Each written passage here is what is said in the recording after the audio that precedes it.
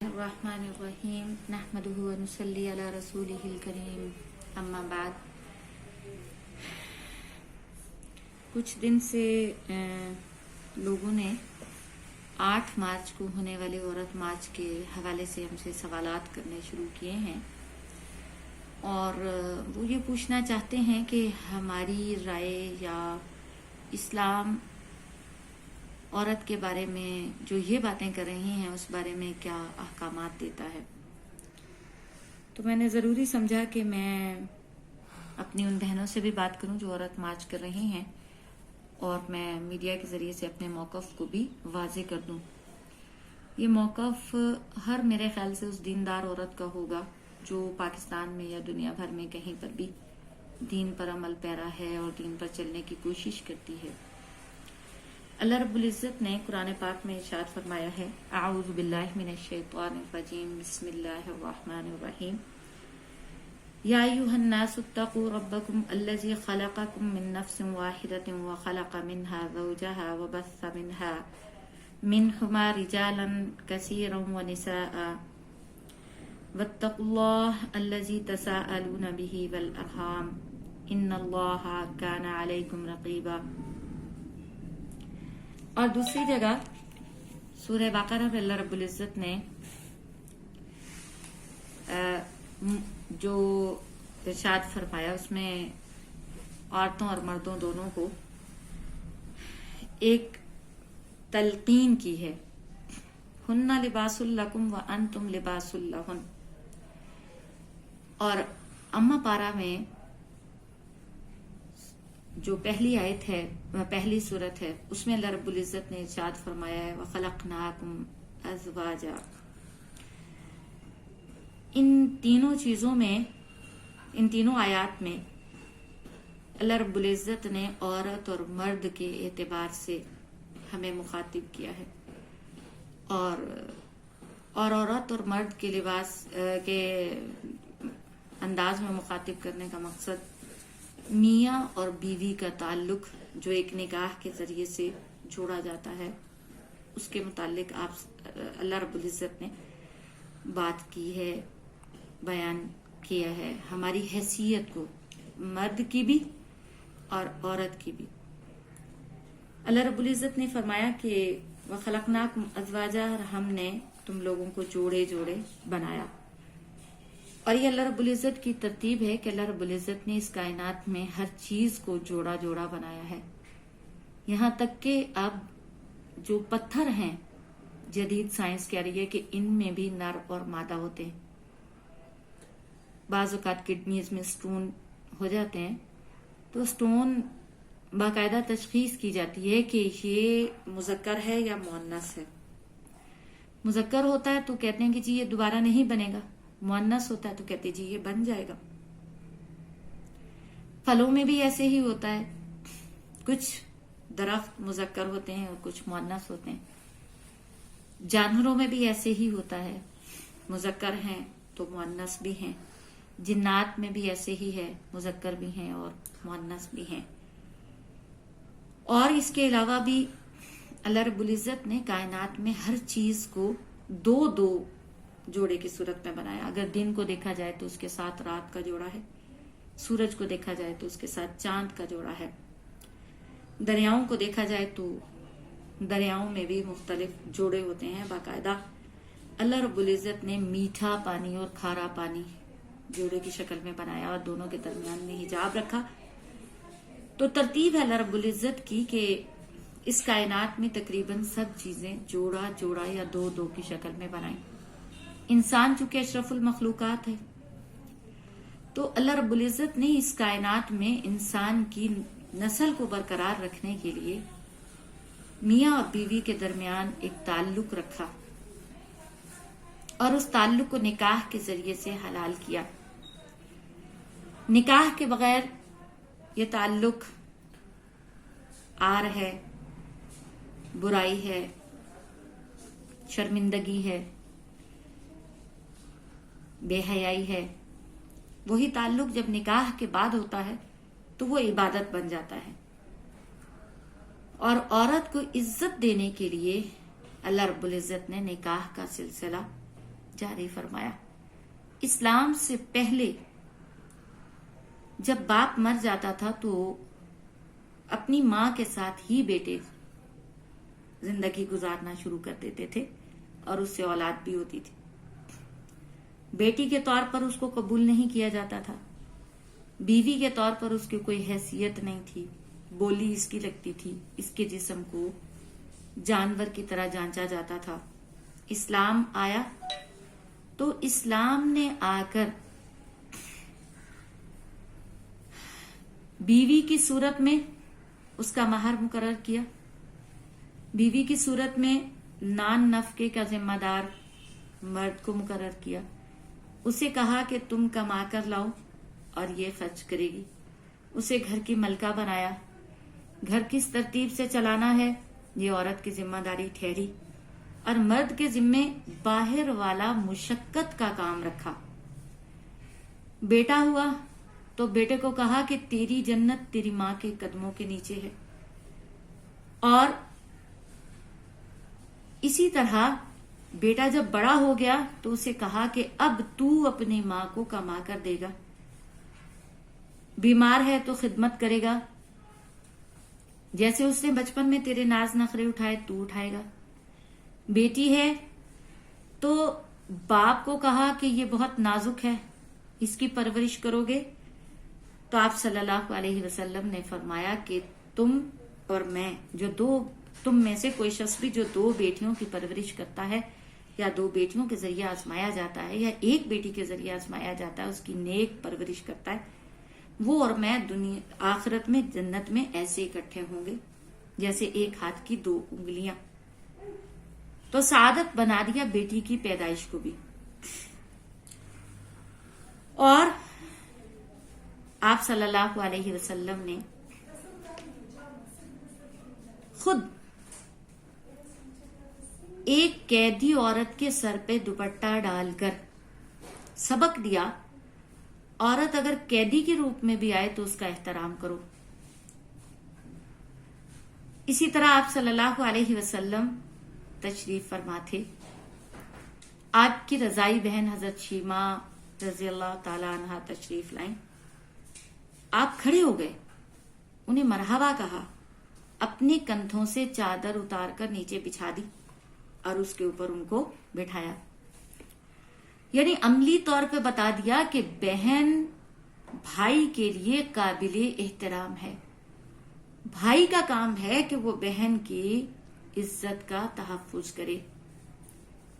تو یہ مقام اور مرتبہ اسلام نے دیا. صحابیات ایک اونٹ پہ سوار تھیں، غزوہ سے واپسی ہو رہی تھی. حضرت انجشہ رضی اللہ تعالیٰ عنہ دوڑا رہے تھے اور ہدی پڑھ رہے تھے.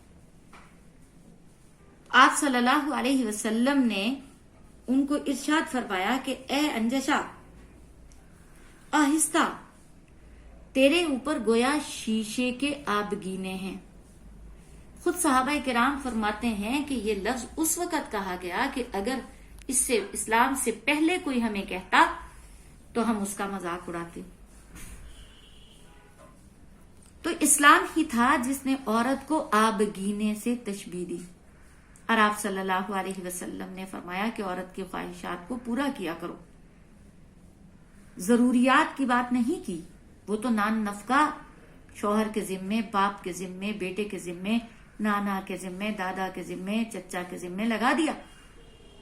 لیکن خواہشات، مجھے چوڑیاں چاہیے، مجھے زیور چاہیے، مجھے کپڑے چاہیے، مجھے اور اپنے بناؤ سنگھار کا سامان چاہیے، میں نے جانا ہے، کوئی بھی چیز، خواہشات کا تذکرہ کیا کہ ان کی خواہشات کو پورا کیا کرو.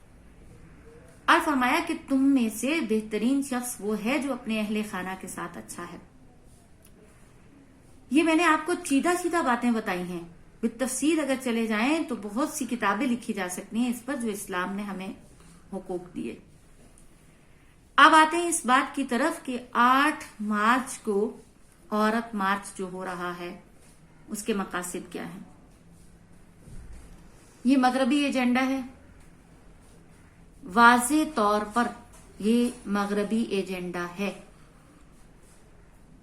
मगरिब की डिक्टेशन पर हमारी कुछ बहनें जो कभी इस्लाम के करीब नहीं आई, कभी कुरान के करीब नहीं आई, कभी दीन की तालीमात को नहीं देखा, वो अपनी लाइलमी की वजह से कुछ नारे लगा रही हैं, हमें चादर और चार दीवारी की कैद पसंद नहीं। तो सवाल यह है कि आपको चादर और चार दीवारी में किसने कैद किया? आप जो इतनी बड़ी हो गई, यूनिवर्सिटी में आप फिर रही हैं, यूनिवर्सिटी में मुजाहरा कर रही हैं, रिहर्सल कर रही हैं, किसी बाप के सदके कर रही हैं, किसी भाई के सदके कर रही हैं। आप एक बाप की वजह से वजूद में आई हैं। आपको किसी बाप ने सीने से लगाकर पाला है, किसी बाप की कमाई से आपके वजूद ने परवरिश पाई है। कोई है आपका सरपरस्त जिसने आपकी ख्वाहिशात को आज तक पूरा किया। यकीनन उस ख्वाहिश में आपका यूनिवर्सिटी कॉलेजेस में पढ़ना भी है, आपका लिबास भी है, आपका खाना और पीना भी है, आपकी तमन्नाएं भी हैं, बहुत सारा कुछ है जो उन हस्तियों ने पूरा किया जिनसे आप आजादी चाहती हैं। और आपका ये वजूद और आपके ये अंदाज सब बताते हैं कि आप आजाद हैं। फिर आप किसकी आजादी की बात करती हैं? किस किस्म की आजादी की बात करती हैं? खाने में आप आजाद हैं, होटल में जाकर खाना चाहती हैं, आपको कोई नहीं रोकता। शॉपिंग के लिए आप आजाद हैं, पाकिस्तान भर में जहां जाएं, बाहर चले जाएं, और आप लोग जाती भी हैं, और भी बहुत सारी खवातीन जाती हैं। वो सवारी करना आपको मना नहीं है, गाड़ियां आप चला रही हैं, आर्मी में, पाकिस्तान आर्मी में आप भर्ती हो रही हैं, पाकिस्तान पुलिस में भर्ती हो रही हैं बच्चियां, और आपको विरासत में हिस्सा दिया जा रहा है। आपको किसी भी फैमिली क्राइसिस का सामना हो तो फैमिली कोर्ट्स मौजूद हैं।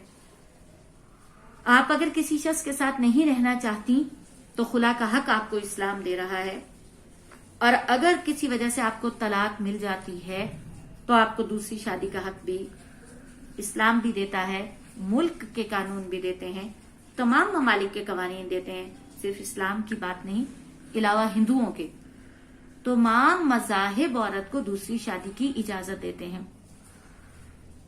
अलबत्ता ये बात कहना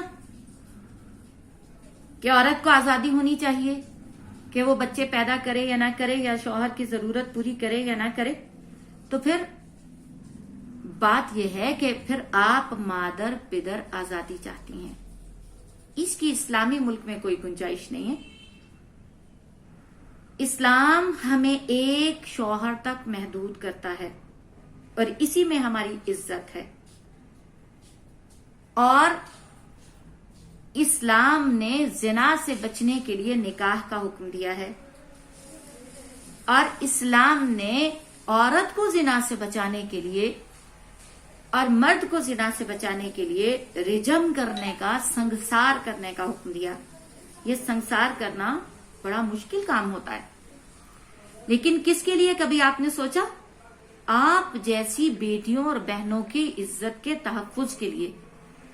इसीलिए अल्लाह रब्बुल इज्जत ने मर्द को 2 शादियां, 3 शादियां, 4 शादियां करने की इजाजत दी कि मर्द जिना के करीब ना जाए। और आप कह रही हैं कि हम बच्चे पैदा नहीं करना चाहती। सवाल ये कि फिर नस्ल इंसानी बढ़ेगी कैसे? अगर हर औरत ये मुतालबा करे कि मैंने बच्चे पैदा नहीं करने, तो फिर मैं कुछ नहीं कहती। आप चाइना में जाके देख लीजिए, जिन्होंने एक एक बच्चे पे इत्तेफाक किया जबरदस्ती की।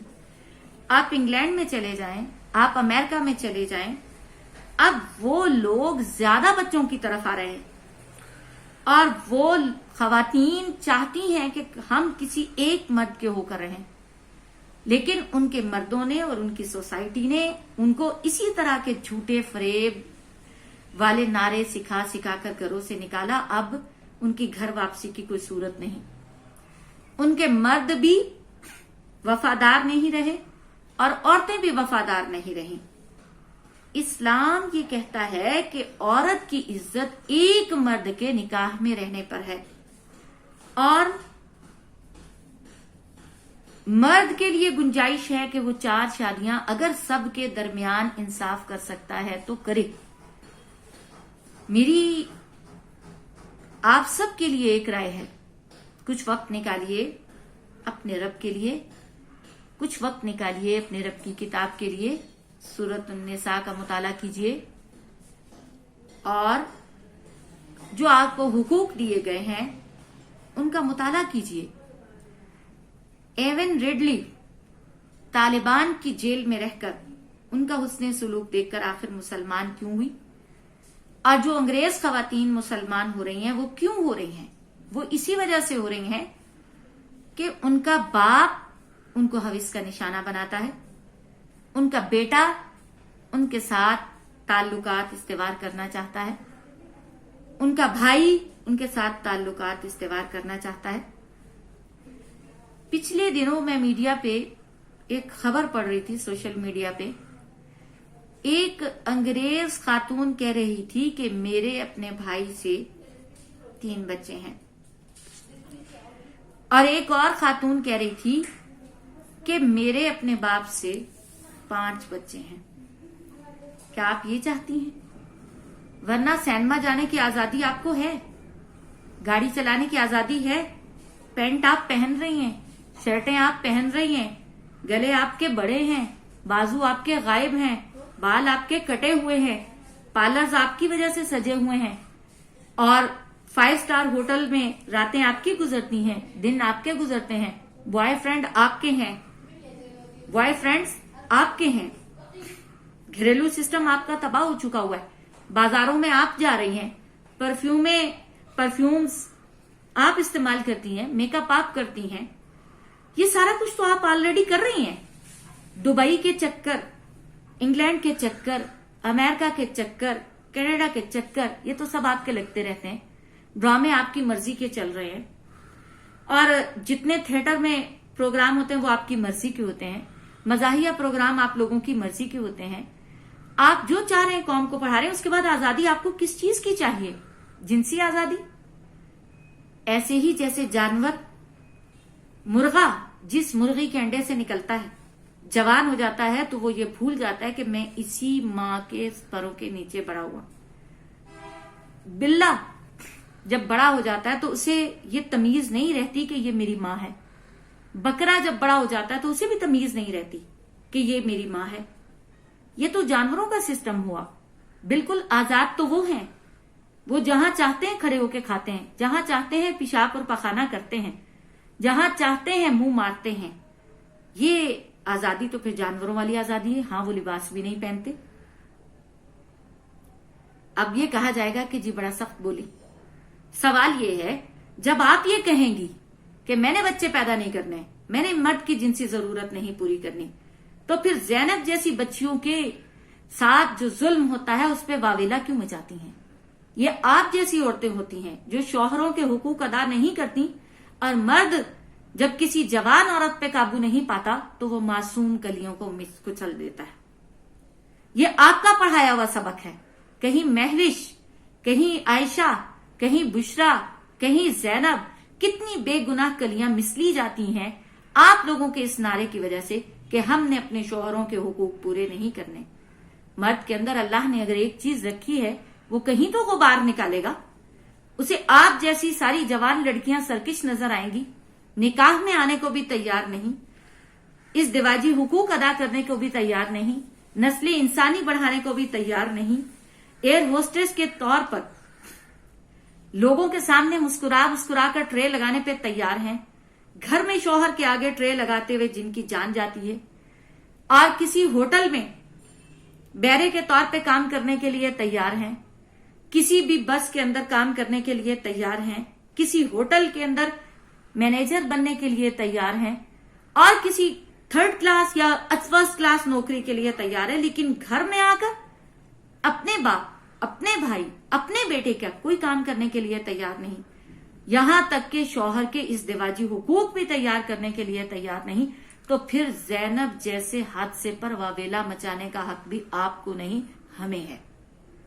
आप ज़ैनब जैसी, महविश जैसी बच्चियों का नाम लेकर खुदारा वावेला करना छोड़ दें। ये आप ही का सजाया हुआ मैदान है, आप ही के लगाए हुए कांटे हैं जो ज़ैनब और महविश जैसी बेटियां कफारा अदा कर रही हैं।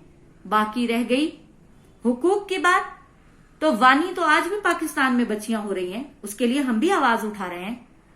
ہاں، اور کاراکاری کر کے مارا آج بھی جا رہا ہے، اس کے لیے ہم بھی آواز اٹھا رہے ہیں. آپ بھی اٹھائیے، آپ کو کوئی انکار نہیں کرتا. وڈیروں کے ہاں آپ جیسے لوگوں کا جانا آنا ہے. آپ کس لیے وڈیروں کی مجلس کی زینت بنتی ہیں؟ وہاں جا کر ان کو کیوں نہیں کہتی کہ اپنی بیویوں کو آزاد کرو، بیٹیوں کو آزاد کرو؟ عام معاشرے میں تو پھر بیٹی کو حق حاصل ہو گیا ہے کہ وہ نکاح اپنی مرضی سے کر سکتی ہے. یہ جن لوگوں کے ہاں آپ کا آنا جانا ہے، وہاں بیٹیوں کے نکاح مرضی سے نہیں ہوتے. وہاں بیٹیوں کو جائیدادیں نہیں دی جاتی. وہاں بیٹیوں کا قرآن پاک کے ساتھ نکاح کر دیا جاتا ہے. وہاں بیٹے جوان ہو کر کسی کی بیٹیوں کی عزتوں سے کھیلتے رہیں، کوئی پوچھنے والا نہیں ہوتا. تو محترمہ اور میری ساری باقی بہنیں، دین کے اعتبار سے نہیں، پاکستان کے اعتبار سے کہہ رہی ہوں کہ میری باقی ساری پاکستانی بہنیں جو آپ کے ساتھ کھڑی ہیں، آپ ان لوگوں کے آگے کیوں نہیں بولتی جس سٹیٹس میں آپ لوگ رہتے ہیں، جس سٹیٹس کے لیول کے آپ لوگ ہیں. آپ اپنے ہاں یہ چیزیں چلائیے کہ جی ہمیں عزت دو، ہمیں تحفظ دو. ان وڈیروں کی طرف، ان وزراء کے ہاں جہاں آپ جیسی خواتین کا آنا جانا ہوتا ہے، وہاں جا کر آواز لگائیے نا. پاکستان میں پاکستان کی بیٹیوں کو گمراہ کرنے کی کوشش کیوں کر رہی ہیں؟ ہم بھی اسی معاشرے کا حصہ ہیں. آپ کو سڑک پر آنے کی آزادی، ہمیں اپنے حق کے لیے آواز اٹھانے کی آزادی نہیں. ہم اپنا حق لینے کے لیے لال مسجد آئے، ہمارے اوپر فورسز چڑھ دوڑی، آپ پر کیوں چڑھائی نہیں ہو رہی؟ عورت مارچ کا حق تو مجھے ہے، عورت کی آزادی کا حق، نعرہ لگانے کا حق تو مجھے ہے. میری بیٹیوں کا پابند کیا جاتا ہے، میری بیٹیوں کو ہراساں کیا جاتا ہے، میری بیٹیوں کو ستایا جاتا ہے، لیکن ہم پھر بھی اپنی حدود سے باہر نہیں نکلتے. میری آپ کو دعوت ہے، اگر آپ اپنے حقوق کی جنگ لڑنے میں سچی ہیں تو ہمارے ساتھ آ کے کھڑے ہو جائیے، ہمارے ساتھ اسلامی نظام کی آواز اٹھائیے. آپ کا شوہر آپ کی عزت کرے گا، آپ کا بیٹا آپ کے پاؤں دھو دھو کے پیے گا، آپ کا بیٹا آپ سے اونچی آواز میں بات نہیں کرے گا، آپ کی بہو بھی آپ کا ادب کرے گی، آپ کی بیٹیاں بھی آپ کے مان کے چلیں گی. آپ اپنے حقوق کو اگر چاہتی ہیں تو اس قرآن کو تھامیے، اس شریعت کو تھامیے، ہمارے ساتھ یکجا آواز میں اسلامی نظام کے نفاذ کا مطالبہ کیجیے. آپ کے سارے حقوق گھر بیٹھے ادا ہوں گے. اگر ایون ریڈلی کو افغانستان کی جیل میں بیٹھ کر قرآن سمجھ میں آ سکتا ہے تو آپ کو یونیورسٹی میں آزاد ماحول کے اندر بیٹھ کے کیوں نہیں سمجھ میں آ سکتا؟ بات صرف اتنی سی ہے، آپ نے مغرب کی اینک لگائی ہوئی ہے، مغرب کی گلاسز لگا کر آپ قرآن کا مطالعہ کریں گی بھی تو آپ کو کچھ سمجھ میں نہیں آئے گا. اس قرآن کے مطالعے کے لیے کسی مسجد اور مدرسے کے ساتھ تعلق کا ہونا ضروری ہے. اللہ پاک آپ کو سمجھ عطا فرمائے. اگر آپ مارچ کریں گی تو انشاءاللہ ہم بھی مارچ کریں گے انشاءاللہ. میرا آپ کو پیغام ہے، آئیے ہمارے ہاتھوں میں ہاتھ دیجئے، ہم دونوں مل کر اسلامی نظام کے نفاذ کا حکومت وقت سے مطالبہ کرتے ہیں تاکہ آپ کے مسائل بھی ختم ہوں اور ہمارے مسائل بھی ختم ہوں. اللہ آپ کا اور ہمارا حامی و ناصر ہو. السلام علیکم ورحمۃ اللہ وبرکاتہ.